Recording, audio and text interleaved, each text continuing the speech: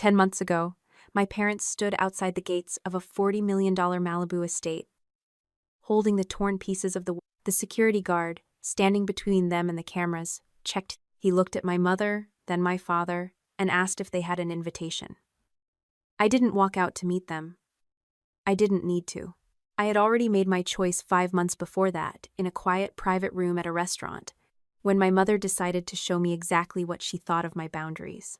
The air in the private dining room smelled heavily of my mother's signature floral perfume, masking the faint scent of roasted garlic from the kitchen.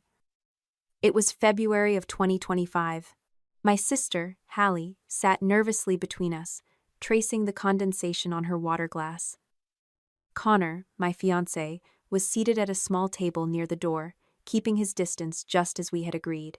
I was 38, a civil rights attorney specializing in cases involving private youth facilities, and I was about to ask my parents to attend my wedding. I pushed the 2 heavy, cream-colored envelopes across the table. They were conditional invitations. They clearly outlined my media boundaries, specifically regarding a documentary I was consulting on. The film investigated the troubled teen industry, including Hawthorne Ridge Youth Center, the facility they had sent me to when I was 16. I didn't plan to tell my own story, but I needed to ensure they wouldn't use my wedding as an opportunity to control the narrative. My father, Martin, didn't touch the envelopes. He reached into his tailored suit jacket and pulled out a single sheet of paper, sliding it toward me.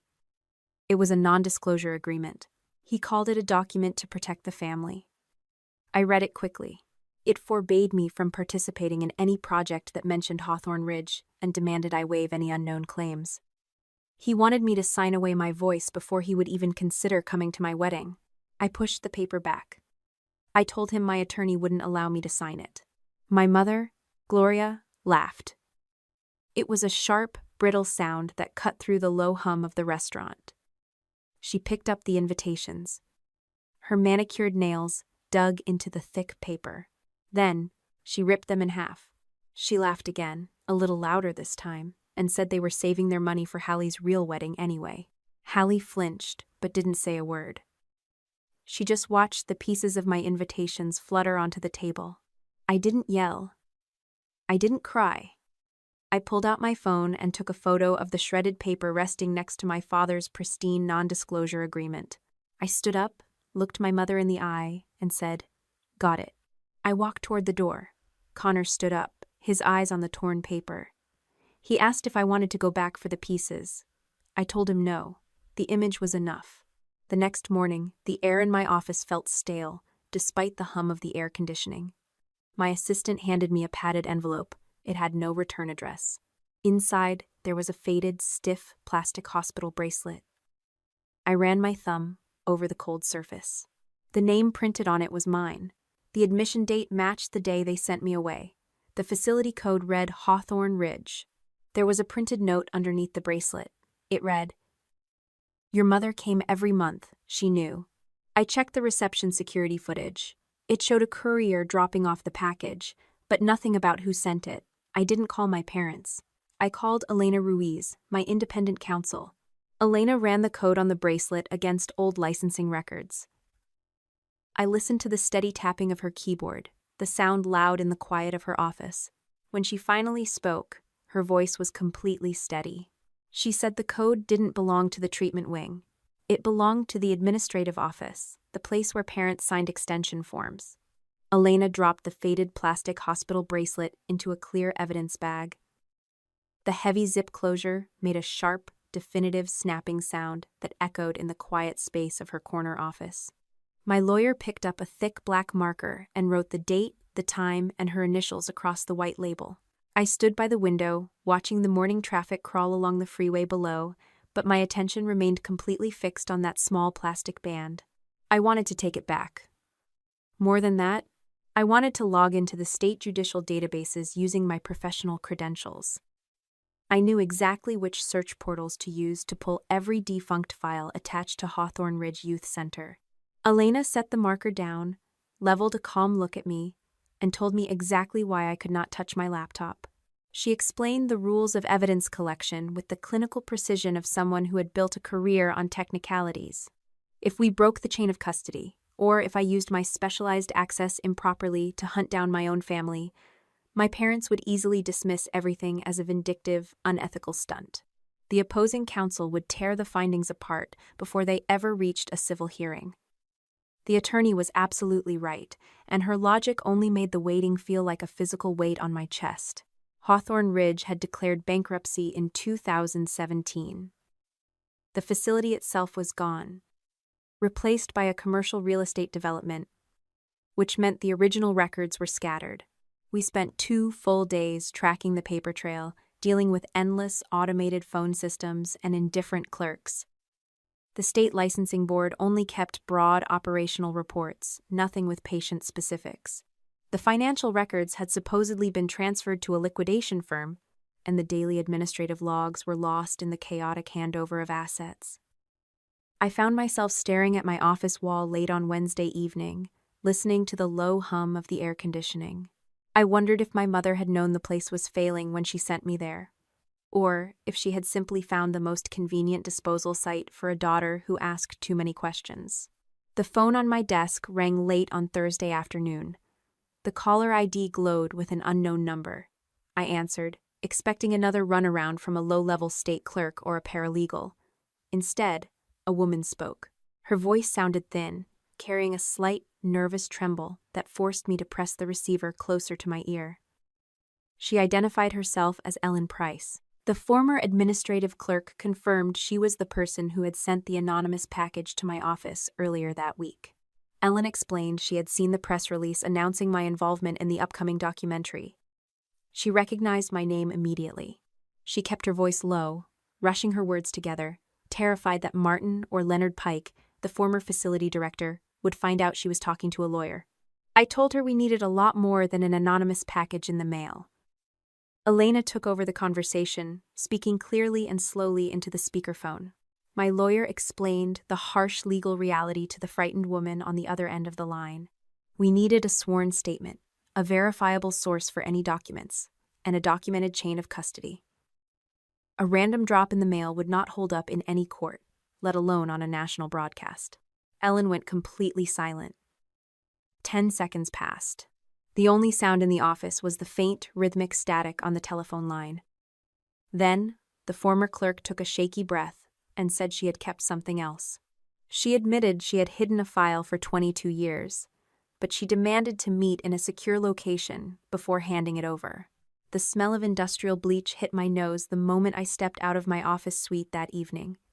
It was just the overnight cleaning crew mopping the hallway, but my lungs tightened instantly.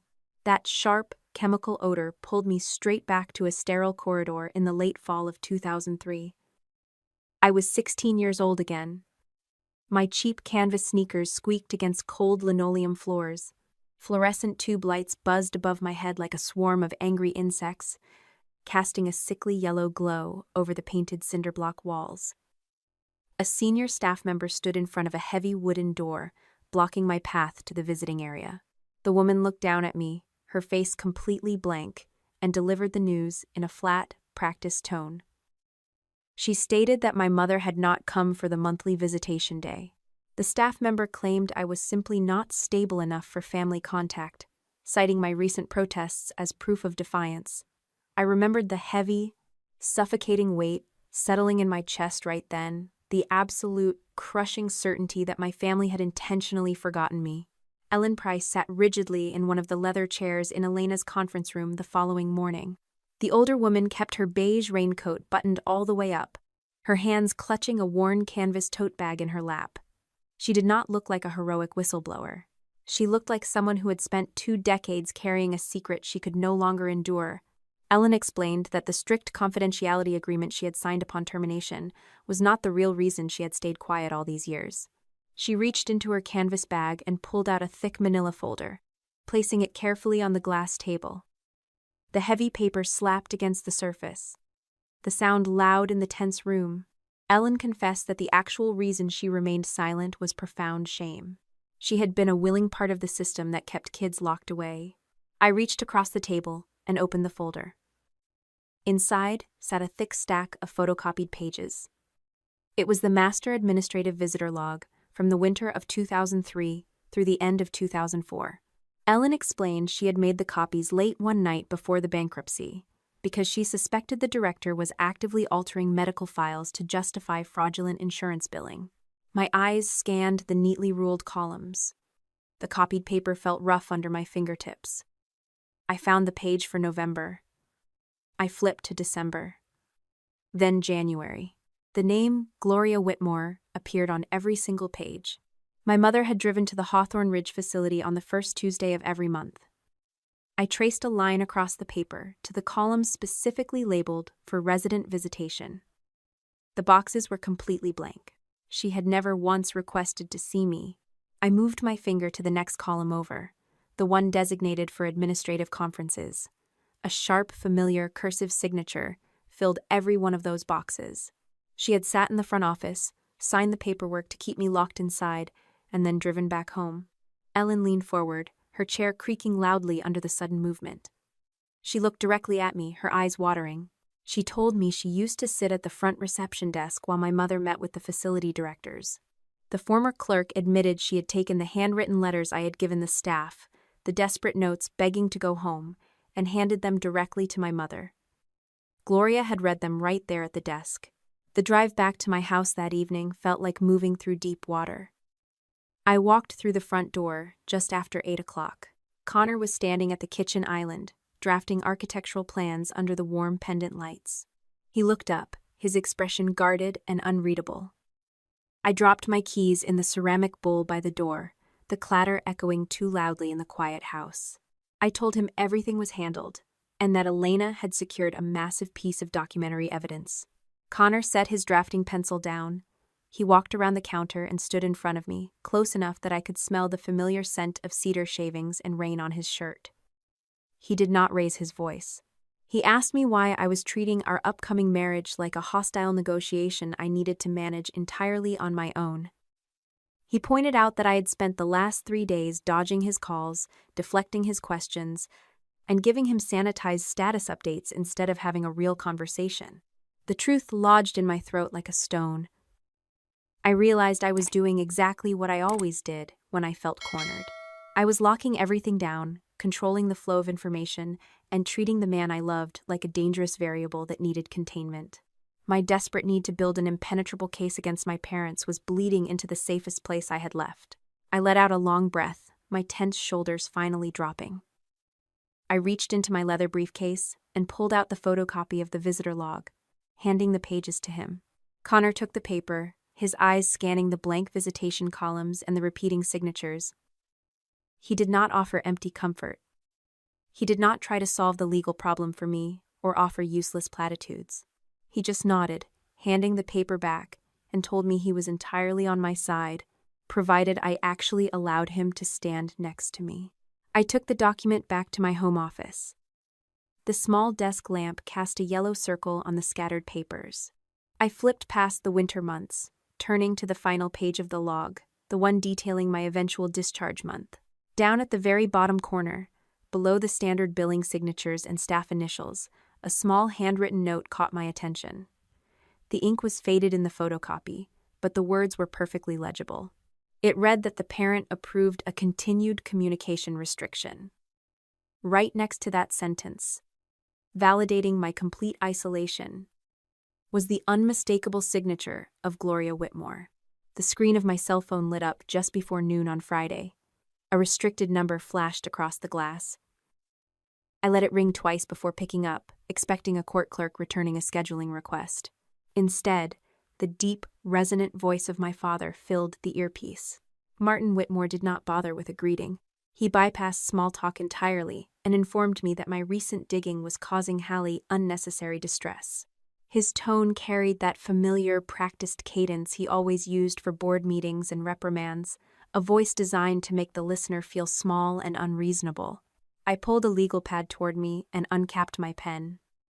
I told him any further communication needed to go directly through Elena Ruiz. A low chuckle sounded through the speaker. My father stated that hiring a lawyer would not magically erase my history, nor would it change the fact that I had been a danger to my own family. He wanted a reaction. The man who had spent his life controlling the narrative needed me to scream, to argue, to prove his point that I was still the unstable teenager he had locked away. I wrote down the exact time, noted his exact phrasing, and then I simply ended the call.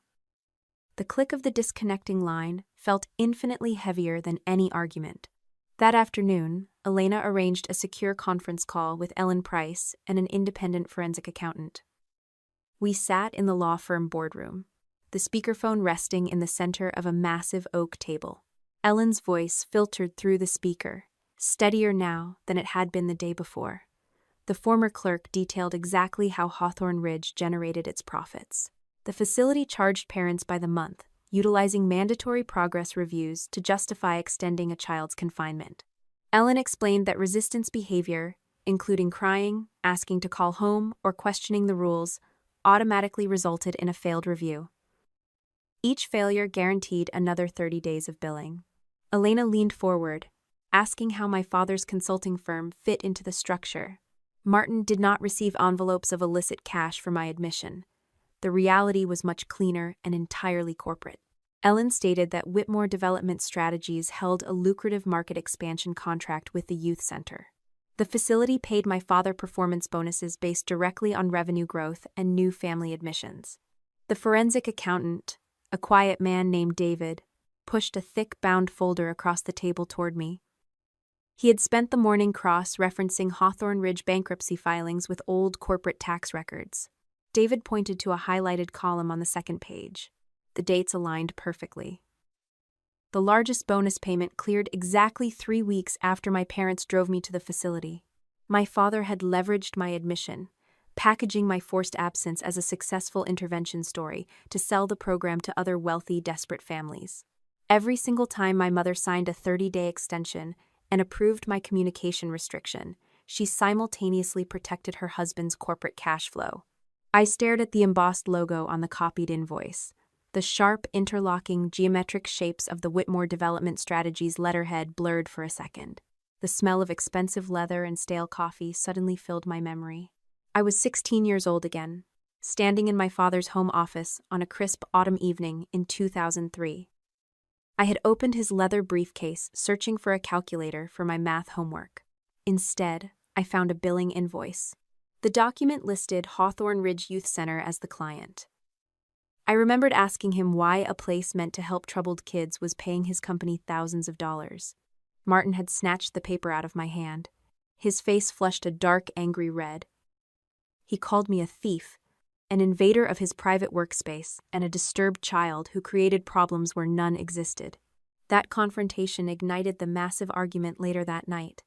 The very argument that ended with a shattered vase and a fabricated story about me attacking my younger sister.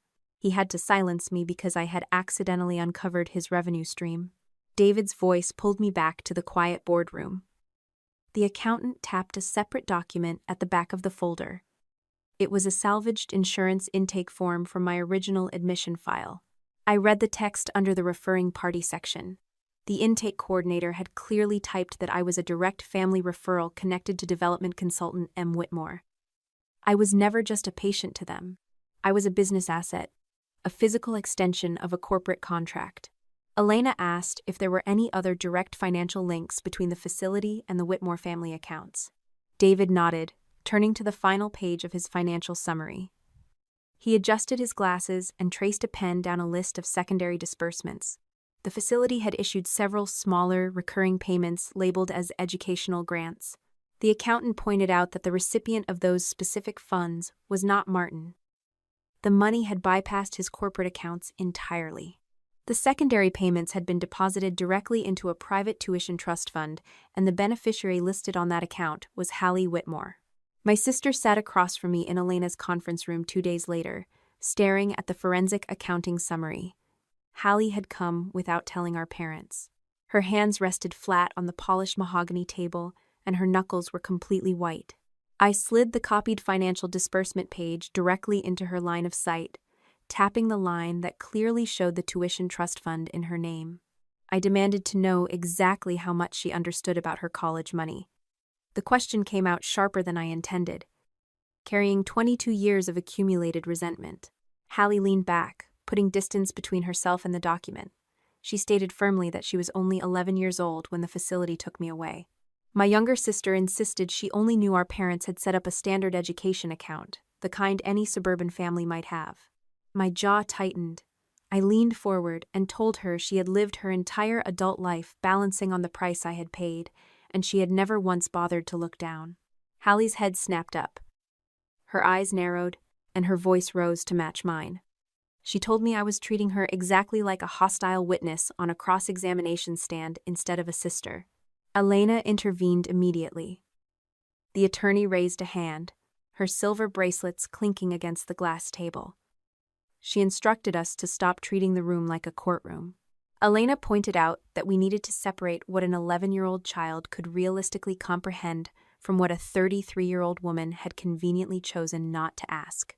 That quiet distinction shifted the energy in the room. Hallie took a slow, deep breath and finally looked directly at me. She admitted her memories of that autumn night in 2003 were fragmented.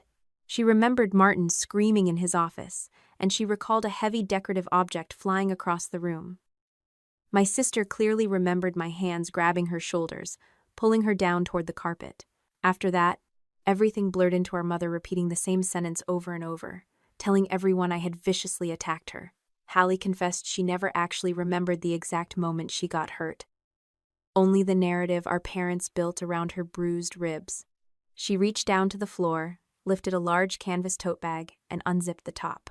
Hallie explained she had gone to our parents' house the previous afternoon because Gloria insisted she retrieve an antique family veil for her real wedding. While digging through a heavy wooden cedar chest in the guest bedroom, Hallie had found something else hidden beneath the old lace. My sister pulled a weathered cardboard box from her bag and set it on the table. My name was written across the lid, in black marker.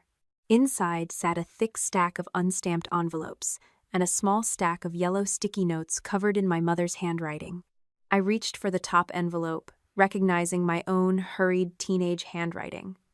I pulled the single sheet of lined notebook paper free. The date at the top matched the exact same Tuesday in November, when the administrative log placed my mother inside the Hawthorne Ridge facility. The letter was short. I had begged my mother to just come inside the residential wing and ask the staff what they were doing to us. A yellow sticky note was attached to the back of the envelope. Gloria had written a clear directive to the facility staff, instructing them not to mail any of my correspondence because it contained manipulative fabrications. She had been standing in the same building, signing the restriction forms, and actively intercepting my calls for help. The betrayal felt cold and absolute, but Hallie was not finished. She reached back into her tote bag and pulled out a faded manila folder. It was my original medical intake file from the youth center. Clipped to the inside cover was a carbon copy of a commercial warehouse transfer slip. Hallie pushed the slip toward Elena. My sister explained she suddenly remembered our father ordering his company staff to digitize several old family videotapes just days before I was sent away. He had submitted a specific cut of footage to the facility intake board, but he never kept the original source media at the house. Elena picked up the transfer slip, her eyes scanning the faded ink. The document bore the logo of Whitmore Development Strategies. The text clearly stated that the original source footage had been returned to the corporate media archive and placed in Box 14. The attorney did not waste a single second. She picked up her desk phone and began drafting a formal legal preservation notice. Elena explained that the storage vendor would never hand over the box just because Hallie recognized the inventory code. We needed a binding hold to prevent Martin from destroying the evidence the moment he realized we were looking for it. We sat in the office for 3 hours while Elena worked the phones, navigating the corporate bureaucracy of the third-party storage company. The vendor finally confirmed they had located the specific corporate archive. Box 14 still existed deep in their facility, having been misfiled years ago under a sweeping commercial hold during a corporate restructuring. The vendor agreed to keep the container sealed until a neutral forensic laboratory could take secure custody. My cell phone buzzed against the wooden table just as Elena hung up her receiver. An email notification lit up the screen. The storage vendor had forwarded a digital photograph of the original inventory index card attached to the sealed container. I opened the image, zooming in on the typewritten text at the very bottom of the card. The final line detailed the exact contents waiting inside Box 14. It read, Whitmore Family Incident Raw Mini DV Source, The image of the inventory card burned itself into my vision. That single typewritten line promised exactly what I had been chasing for 22 years, and the urge to drive straight to the industrial park nearly overpowered my common sense. I told Elena we needed to secure the container that very afternoon. My lawyer shook her head, calmly explaining that the vendor would never release commercial property to an unauthorized individual just because my sister recognized a tracking code. Elena drafted a sworn affidavit for Hallie to sign regarding the discovery of the transfer slip, then filed an emergency preservation order. The legal machinery moved painfully slow, and by the time I returned home, my patience had completely evaporated. Connor found me pacing the length of our living room.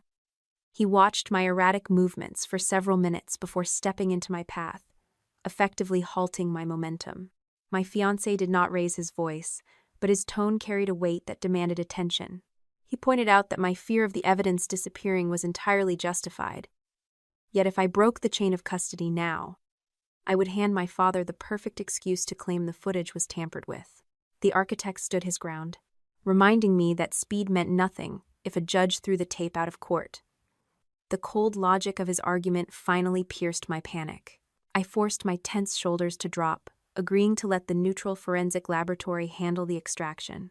We waited 3 agonizing days for the legal clearances to process. The independent media laboratory sat inside a windowless concrete building, humming with the sound of massive server towers and cooling fans. An audio-visual forensic expert broke the old corporate seal on Box 14, while Elena documented the entire process. The container held a single, dust-covered mini-DV cassette. The technician carefully loaded the small plastic rectangle into a specialized playback deck, routing the signal to a large monitor on the wall. Hallie sat rigidly in a metal folding chair next to me. Her hands gripped the plastic edges of the seat so tightly her knuckles turned white. The screen flickered, displaying the continuous, unbroken timecode of raw footage, and suddenly, we were standing in my childhood living room. The digital recording quality was grainy, but the events played out with terrifying clarity. Martin towered over the coffee table, his face distorted by rage. He grabbed a heavy bronze bookend, hurling it across the room directly at my younger sister. My 16-year-old self lunged forward, grabbing Hallie by the shoulders and pulling her violently toward the carpet. As I shielded her head with my arms, Hallie's side slammed hard against the sharp wooden edge of the table. We crumpled to the floor together, tangled and gasping for air. The visual evidence was damning enough, but the real nightmare began when the room fell silent on screen. I expected to hear my father apologize or call for a doctor. Instead, Martin stepped over the shattered glass, looked directly at my mother, and delivered a clear, calculated instruction. "Call the program," he said, his voice completely devoid of emotion. "Tell them she attacked her sister." Gloria did not scream or run to check on her injured child. The woman who had raised us simply nodded, crossing her arms over her chest. She asked Martin exactly what time they should claim the assault occurred to align with the facility admission schedule. The version of the tape my parents had submitted to the intake board completely excised the thrown bookend, starting the clip at the exact moment my hands shoved Hallie downward. They had weaponized my attempt to save her life. The laboratory monitor faded to black. Hallie stared at the dark glass, tears finally spilling over her eyelashes and cutting tracks through her makeup. She stood up slowly, reaching into her purse for her cell phone. My sister did not look at me when she spoke, but her voice carried a new, unfamiliar resolve. She stated she was officially canceling the venue deposits that our parents had offered to pay, and she formally granted Elena permission to use her likeness in the video for the legal filings. However, she stopped short of full public participation. Hallie looked down at the floor, admitting she was not ready to sit under the bright lights of a documentary interview and let a national audience watch her world collapse. A younger version of myself would have demanded her total compliance, viewing her hesitation as cowardice. Instead, I simply nodded, telling her that preserving the truth was enough. I refused to steal her agency the way our parents had stolen mine. We walked out of the laboratory into the bright afternoon sun, the heavy weight of the last 2 decades finally shifting off my chest. An urgent message from Maya Chen, the documentary producer, flashed across the screen. The text contained a forwarded email attachment directly from my mother. Gloria and Martin had just sent the network legal department a thick dossier of fabricated medical summaries, claiming I was experiencing a severe psychological breakdown and aggressively coercing my sister into a malicious revenge campaign. The heavy leather binder landed on Elena's conference table with a dull thud. Maya Chen, the documentary producer, slid the compiled dossier across the polished glass. The thick stack of paper smelled strongly of fresh printer toner, carrying my parents' latest attempt to destroy my credibility.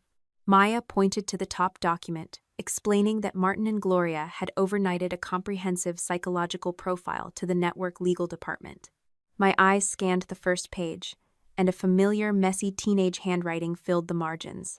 They had submitted the letters I wrote from Hawthorne Ridge, the exact same ones Hallie found in the cedar chest. However, my parents had meticulously sliced the paragraphs apart. They presented only the angry, desperate sentences to paint a picture of a violent, unhinged teenager. The edited versions conveniently erased every single paragraph where I begged for an independent psychological evaluation or requested a lawyer. My hands curled into tight fists under the table. Anger flared hot in my chest, and I demanded that we release the unedited letters immediately to expose the manipulation. Elena reached over and placed her hand flat over the binder. The attorney looked at me with clinical calm, reminding me that my teenage letters referenced the names and medical struggles of several other minors. Releasing the full documents would violate their privacy, turning innocent people into collateral damage for my revenge. Her quiet logic felt like a bucket of ice water, and I forced myself to take a slow breath. Protecting other survivors was not a defeat, so I nodded and stepped back from the ledge.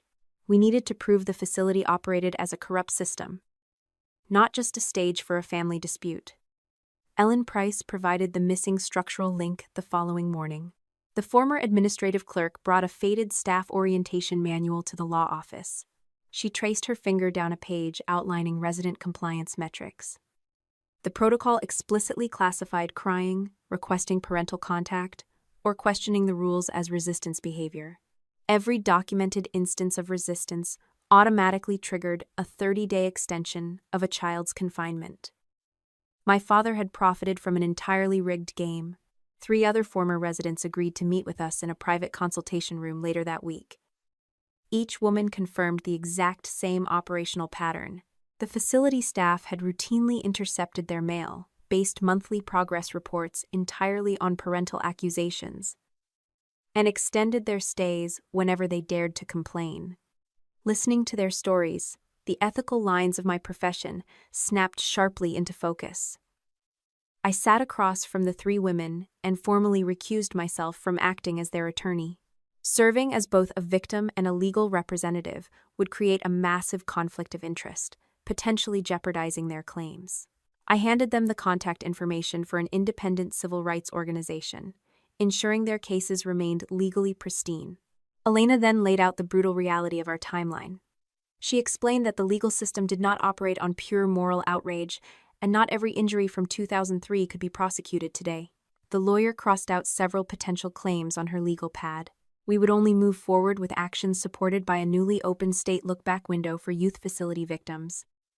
We could also pursue the financial fraud under the delayed discovery doctrine, since my father had actively concealed his corporate contracts.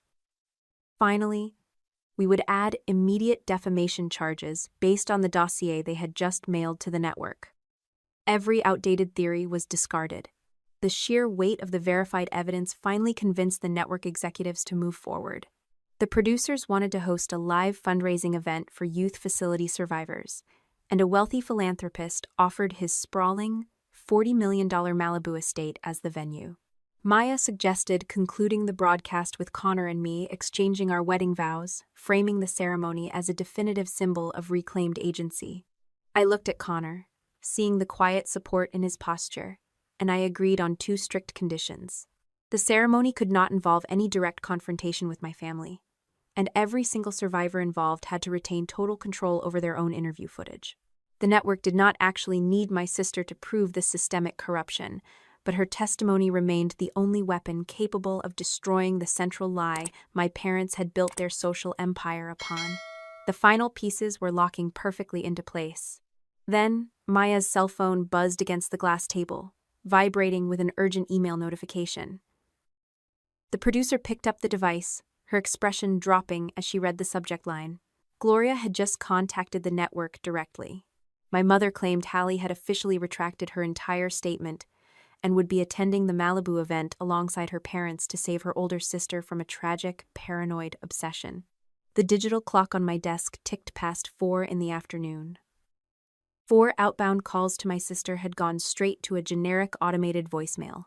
A heavy, familiar dread began to settle in my chest, whispering that Hallie had chosen the comfort of our parents' bank accounts over the brutal reality of that videotape. My thumb hovered over the phone keyboard.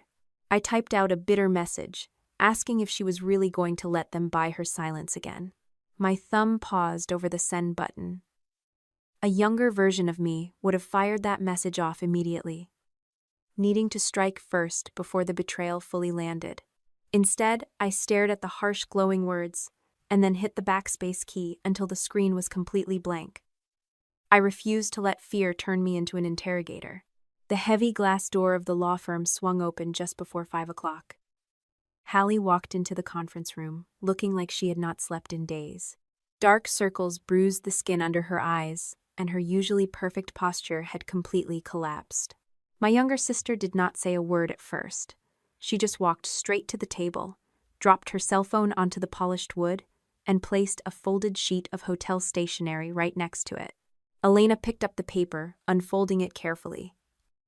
The attorney scanned the handwritten lines, her expression tightening into a professional mask. My lawyer handed the stationery across the table to me. The cursive handwriting unmistakably belonged to Gloria Whitmore. It was a pre-written script, a complete public statement crafted entirely for my sister to read. The document instructed Hallie to claim she had no clear memory of the incident. The text specifically dictated that the video footage lacked crucial context, and it accused me of aggressively pressuring a vulnerable family member. One specific phrase caught my eye immediately. Our mother had written that I was suffering from a paranoid obsession, which was the exact same terminology she had used in my intake file back in 2003. She had kept her manipulation playbook completely unchanged for 22 years. Hallie reached forward and tapped the screen of her phone. A recorded voicemail began to play. "Just say you do not remember, sweetheart." My mother's voice echoed through the quiet conference room. The tone sounded remarkably sweet, dripping with that manufactured concern she always used in public. "No one can prove a memory. Your father and I are trying to protect your future. If you let your sister drag you into this television spectacle, we will have no choice but to withdraw the wedding funds and the house down payment. Do not throw your life away for her." The recording clicked off, leaving a heavy silence in its wake. My sister explained she had gone dark because she needed to stay at the house long enough to let them lay out their entire strategy. She had waited for them to explicitly tie their financial support to her perjury, carefully saving every single threat. My frustration flared despite my best efforts to stay calm. I asked her why she even hesitated when we already had the raw video proving exactly what happened. Hallie looked directly at me, her eyes completely dry but filled with a hollow kind of grief. She stated that telling the truth on a national broadcast meant publicly admitting she had called her own sister a monster for 2 entire decades. Acknowledging the truth required tearing down the foundation of her entire life. I closed my mouth, letting the harsh reality of her words land. Pushing her for an apology would only serve my ego, and I realized I needed to give her the space to mourn the family she thought she had. My sister took a shaky breath and confessed that she no longer had a wedding to fund anyway. She had shown the video and the voicemail to her fiancé, Grant, the night before. Grant did not leave because of the public scandal or the looming lawsuit. He packed his bags because Hallie admitted she had genuinely considered keeping the lie just to save the venue deposit. The cost of her lifelong compliance had finally caught up with her in the most devastating way possible. Elena quietly slid a stack of legal releases across the table. The documents included formal consent forms for the network to use Hallie's likeness in the broadcast, along with an agreement to provide sworn testimony for the civil filings. Hallie picked up a pen. She did not ask for my forgiveness before signing the papers, and she did not try to force a tearful reconciliation. My sister simply pressed the ink to the paper, legally binding herself to the truth. She understood that doing the right thing today did not magically erase 22 years of silence, and I respected her enough to accept that boundary. We were still sitting at the table, discussing the logistical timeline with Elena, when Maya Chen sent an urgent priority email to the legal team. The documentary producer had just received a press alert from a prominent crisis management firm hired by Martin Whitmore. My father had issued a formal public notice regarding the upcoming Malibu charity gala. The statement declared that he and Gloria were securing accommodations near the venue, and they fully intended to arrive at the estate gates on the night of the live broadcast. Their stated goal was to rescue their youngest daughter from the malicious individuals who were currently exploiting her. The battle was officially moving to the gates of my wedding. The salty ocean breeze whipped across the manicured lawns of the $40 million Malibu estate, carrying the faint, sweet scent of climbing jasmine from the massive floral arches near the cliff edge. I sat at a glass patio table with the head of private security, sliding 2 glossy 8x10 photographs across the smooth surface. The images showed my parents looking impeccably dressed at a recent charity dinner, projecting their usual aura of untouchable wealth. I tapped the glossy paper, instructing the guard captain that these specific individuals were absolutely not allowed through the main gates without a physical invitation. The captain nodded, running a thick finger over his clipboard, and assured me his team handled high-profile gatecrashers every single week. I specifically requested that his men maintain a completely neutral tone, engaging in 0 arguments. If my parents arrived, the guards were only to ask for a valid invitation and then close the heavy wrought iron gates. Maya Chen leaned against the stone balustrade a few feet away, sipping from a paper coffee cup while the catering crew hauled heavy wooden tables across the grass.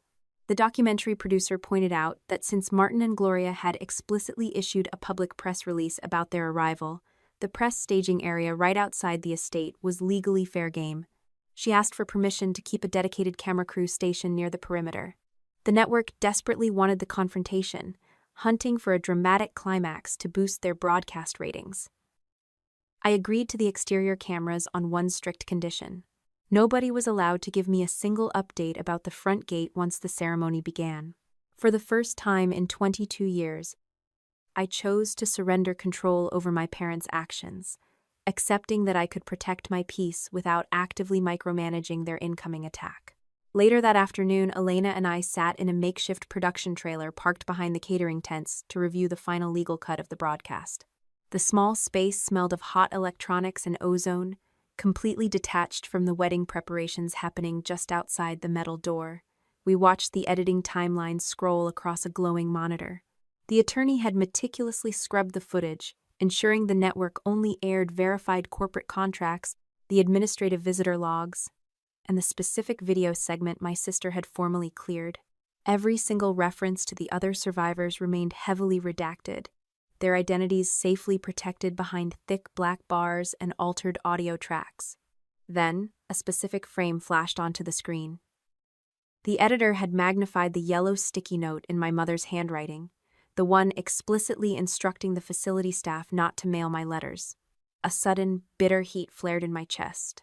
I pointed at the monitor and told Maya to insert the full, unedited text of my teenage letters right next to Gloria's note. I wanted the millions of viewers to read every desperate word, to see exactly how cruel my mother had been when she buried my pleas for help. Connor placed his hand over mine, his calloused fingers grounding me in the claustrophobic trailer. The architect asked a quiet, devastating question. He wanted to know if I actually wanted justice, or if I just wanted my mother to feel as completely exposed and observed as I had felt when I was 16. That single inquiry forced me to look at the exact kind of person I was becoming. I stared at the screen, listening to the hum of the hard drives, and realized he was entirely right. Sinking to her level of spectacle would only poison the victory. I turned to Maya and instructed her to cut the private letters, leaving only the verified signature to speak for itself. The sun began to set, casting long golden shadows across the empty rows of white wooden chairs set up for the rehearsal. Hallie walked down the grassy aisle alone, carrying a heavy canvas garment bag over her arm. My sister unzipped the casing, pulling out a cascade of antique lace that caught the fading evening light. The fabric was the heirloom veil our mother had carefully preserved for what she considered a real wedding. Hallie held the delicate material out to me, her knuckles pale as she gripped the comb. She offered it as a silent peace offering, a fragile bridge over the wreckage of our family history. I reached out, letting my fingers brush the soft netting, but I gently pushed her hands back toward her chest. I explained that I could not wear something tied to a history of lies. Yet I made sure my voice carried no judgment. We stood together in the cool evening air, and we agreed she would sit in the very first row tomorrow. She would be there as a witness and as my sister, but she would not speak or participate in the live broadcasted interviews. The ocean crashed rhythmically against the cliffs below my hotel suite later that night, rattling the glass balcony doors. An exhausted production assistant knocked on my door just past 10 o'clock, handing me a small, velvet-lined evidence box. The forensic laboratory had finally returned my property after completely digitizing the contents. I opened the lid and stared at the faded plastic hospital bracelet resting on the dark fabric. I did not slip it onto my wrist, nor did I cry over the faded ink. I simply closed the box and tucked it deep inside my leather briefcase, treating it like archived history rather than an open wound. My cell phone lit up on the nightstand early the next morning, while a makeup artist pinned my hair into place. The bright screen illuminated a new text message from Elena.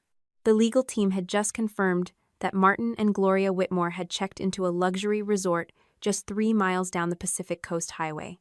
The battle lines were officially drawn. Maya walked into my dressing room an hour later, holding her production tablet tight against her chest. The producer took a sharp breath, announcing that my parents were currently logged into the network's streaming platform from their hotel room. The broadcast had started, and the raw footage of my father throwing the bronze bookend was scheduled to air in exactly 10 minutes. The glow of the dressing room monitor cast a pale, flickering light across the heavy silk of my wedding dress. I sat perfectly still in the quiet suite, listening to the documentary broadcast echoing through the network streaming platform. The screen displayed the faded visitor log right next to the desperate letter I had written on that exact same Tuesday in November of 2003. My recorded voiceover played through the speakers, sticking strictly to the verified dates and the administrative signatures. I did not call my mother a monster, and I did not label my father a narcissist. I simply laid out the cold, undeniable architecture of a rigged system. Then, the raw mini-DV footage rolled. The bronze bookend flew across the screen, a heavy blur of violent intent. My teenage arms pulled Hallie down to the floor, shielding her head just as she hit the table. Right beside that undeniable truth, the network played the edited clip our parents had submitted to the facility. The contrast was devastating. Hallie's face appeared next, her voice remarkably steady as she looked directly into the camera and confirmed that her older sister had saved her life. Maya Chen stepped into the room, her production headset blinking with a small red light. The producer gave me a quiet nod, signaling that the preliminary segment was wrapping up. I stood up, walked out of the heavy wooden doors, and stepped onto the manicured grass of the $40 million estate. A string quartet began to play, the notes drifting out over the crashing ocean waves.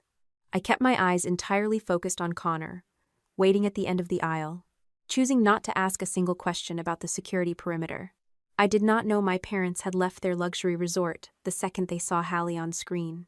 I would not see the high-definition footage from the press staging area until the following morning. But the external perimeter cameras captured every single desperate second of their arrival. While I took my first steps down the white fabric runner, a black town car pulled up to the heavy wrought iron gates. Martin marched straight toward the security detail, adjusting his expensive tie, operating on the lifelong assumption that his mere presence commanded total compliance. Gloria walked right beside him, her posture rigid with indignation. My mother stepped up to the metal bars and announced to the guards that they were the parents of the bride. The head of private security did not flinch, and he did not mock them. He checked his clipboard, looked back up, and asked the exact question we had prepared. "Do you have an invitation?" Gloria opened her designer clutch. She reached inside and pulled out the jagged, torn pieces of the heavy cream paper. They were the very fragments she had kept in her purse for 5 months, intending to use them as physical proof that I was creating unnecessary drama. She tried to hand them to the guard, demanding immediate entry. The heavy metal gates remained firmly locked. Frustration immediately boiled over into public outrage. Martin pivoted away from the gate and turned toward the bank of flashing press cameras, attempting to hijack the narrative in real time. The former consultant declared that I was a dangerous individual and that my younger sister was currently being exploited by a malicious media campaign. His practiced corporate mask held for exactly 30 seconds. Then, a seasoned reporter stepped forward, holding a printed copy of the Whitmore Development Strategies invoice. The journalist asked my father to explain the performance bonuses tied directly to my continued confinement at Hawthorne Ridge. The camera caught the exact moment my father realized he could no longer control the room. His face flushed a dark, violent red. The man who prided himself on absolute composure lost complete control, pointing a shaking finger directly at the camera lens. "She was destroying everything," he yelled, his voice cracking over the coastal wind. Sending her away was the only way to stop her. He had just publicly admitted that my institutionalization was about maintaining his authority, not about medical necessity. Another reporter immediately seized the opening, turning to Gloria to ask about the intercepted mail. My mother fell back on her favorite lifelong defense, claiming she was strictly forbidden by the doctors from visiting the treatment wing. The journalist did not miss a beat. He read the exact line from the administrative log where she had personally signed the communication restriction. The panic in Gloria's eyes was absolute and entirely transparent. The woman who prized family loyalty above all else instantly turned on her husband, blaming Martin for the financial arrangement, before spinning back to the cameras to loudly insist I had always been a master manipulator. Their unified front shattered into a million irreversible pieces on live television. Inside the estate grounds, the air smelled heavily of jasmine and sea salt. I reached the end of the aisle, sliding my hand into Connor's. Maya stood off to the side, tapping her earpiece with a frantic finger. The producer leaned in close, whispering to ask if I wanted her to pull up the live gate feed on a production tablet so I could watch them unravel. I shook my head, my answer an absolute no. Hallie sat in the very first row, twisting the expensive fabric of her dress between her fingers. My sister leaned forward, her voice barely a whisper over the ocean breeze, and asked if I didn't want to watch them lose everything they had built. I looked back at Connor, feeling the solid, grounding warmth of his hand holding mine. "I watched them take enough," I told her, my voice carrying no anger, only a profound and overwhelming relief. Today I wanted to see what I kept. We exchanged our vows under the floral arch, the broadcast concluding with a celebration of reclaimed agency rather than a bitter family execution. The sun was already rising over the Pacific the next morning when my phone vibrated on the hotel nightstand. Elena Ruiz was calling to deliver the overnight fallout. 3 separate corporate boards had already demanded Martin's immediate resignation, and a massive group of former Hawthorne Ridge residents was actively organizing to join a consolidated civil suit. I let out a long breath, finally hanging up the phone, only to see a single text message illuminate the glass screen. It was from Gloria. The message contained no apology, no reflection, and absolutely no surrender. It simply read, "Look what you made us lose." The viral footage of my father losing his mind at the estate gates played on a silent loop on the corner television of our local coffee shop exactly 1 week later. I watched his face turn that familiar, dangerous shade of crimson on the small screen, took a slow sip of my dark roast coffee, and turned my attention back to the architectural blueprints Connor had spread across the scratched wooden table. We had spent 3 quiet days entirely disconnected from the digital fallout, completely avoiding the frantic news cycle before returning to our normal morning routines. Several entertainment producers had flooded my voicemail with lucrative interview offers, begging for an exclusive sit-down to dissect the family drama. I deleted every single request. Building a brand new life off a public spectacle was exactly what my parents would have done, and I refused to follow their blueprint. The corporate wreckage accumulated rapidly over the next 3 months, tearing through my father's carefully constructed empire. 3 separate executive boards demanded Martin's immediate resignation before October even finished, terrified that the growing public backlash would poison their own profit margins. Elena issued sweeping legal preservation notices to his former insurance providers, formally warning the corporate underwriters that the recovered administrative logs strongly indicated extensive financial misreporting. My mother found herself completely isolated in the affluent suburban community she had spent decades carefully cultivating. The local charity board quietly asked Gloria to step down from her prestigious chairmanship, citing the negative press. The women she used to host for Sunday brunch abruptly stopped returning her phone calls, unable to look past the televised image of her signature on that facility communication restriction form. Hallie changed her phone number and enforced a strict period of zero contact. My younger sister packed her bags and moved into a small, outdated apartment on the opposite side of the city, leaving our parents alone in their massive, empty house. Early in 2026, the threat of an expansive forensic discovery phase finally cracked my father's stubborn resolve. The corporate insurance underwriters recognized the massive liability of his fraudulent consulting contracts and demanded an emergency out-of-court mediation. They desperately wanted to avoid handing those financial documents over to state regulatory agencies. By May, the legal teams hammered out a massive civil settlement agreement. Martin and the insurance companies agreed to fund a substantial compensation trust for the facility survivors without officially admitting to criminal charges. The heavy financial penalty forced my parents to quietly liquidate their extensive investment portfolio and list the sprawling family home for sale.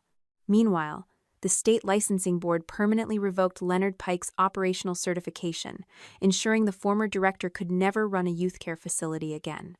Hallie and I did not magically become best friends overnight, despite the dramatic resolution.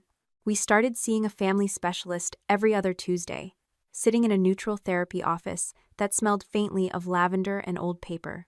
We slowly learned how to occupy the same room without falling back into our assigned childhood roles. My younger sister worked long, exhausting hours at a mid-level marketing firm just to cover her own rent, learning to navigate the world without the safety net of our parents' bank accounts or her former fiancé's influence. I paid for my half of our therapy sessions, but I never once wrote her a check to ease her transition. We needed to build a relationship based on mutual respect, and throwing money at the problem would only repeat the cycle of control. A thick cream envelope arrived at my law office in late May. I recognized the sweeping cursive immediately, and a faint trace of my mother's expensive floral perfume still clung to the paper. Gloria begged for a single phone call, spending 3 entire pages detailing exactly how much she missed her daughters. However, she dedicated the remaining paragraphs to complaining bitterly about losing the house and blaming my stubbornness for tearing the family apart. The woman still could not ask a single question about how I was actually doing. I did not waste my breath or my energy on a reply. I simply handed the letter to Elena, who promptly mailed back a formal notice demanding all future correspondence route exclusively through her legal firm. June arrived with a warm, steady coastal breeze. I stood inside the climate-controlled archive room of the new Survivor Support Foundation, holding the small velvet box containing my original hospital bracelet. The faded plastic band had defined my existence for 22 years, acting as a constant, heavy reminder of the false narrative my parents had forced upon me. They had spent over 2 decades deciding exactly who I was, but the final decision belonged entirely to me. I placed the box onto a cold metal shelving unit, resting it right next to the digitized copies of the unedited videotape. I did not keep the illusion of a perfect family. Instead, I kept my own name, my marriage, my career, and the absolute right to choose exactly who crossed the threshold into my life. I closed the heavy archive door, the electronic lock clicking solidly into place. A junior foundation coordinator met me in the hallway, carrying a fresh stack of manila intake folders. The young woman stopped, gesturing quietly toward the front reception area. She told me a 16-year-old girl had just walked into the lobby, trembling and looking for legal help because her parents had just threatened to send her to a residential behavioral center. I turned my head, looking down the long corridor toward the frosted glass doors of the waiting room. The personal revenge crusade was officially over. But the actual work was just beginning. I adjusted the strap of my leather briefcase, took a deep breath, and walked out to meet her. When the people who are supposed to protect you turn your own life into a business, you learn that silence is never a safe compromise. True strength is not about orchestrating a grand retaliation to prove your worth to those who refuse to see it. It is about setting firm boundaries, refusing to let someone else control your narrative, and protecting your peace. Justice is rarely about making your enemies suffer. It is about calling the truth by its right name and stopping the cycle before it destroys someone else. Ask yourself this: when the people you love demand your silence as the price of belonging, how far would you go to protect your own voice?